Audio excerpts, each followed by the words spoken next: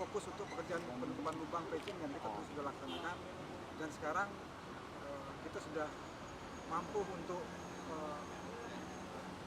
menutup lubang ya, sehingga saya pikir kondisinya cukup aman. Berarti kondisinya tidak semulus.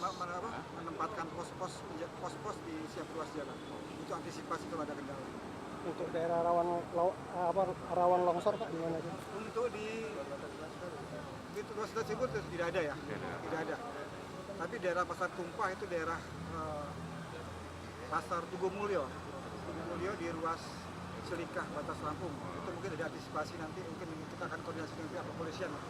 Dan PPK kami juga standby di situ. Kalau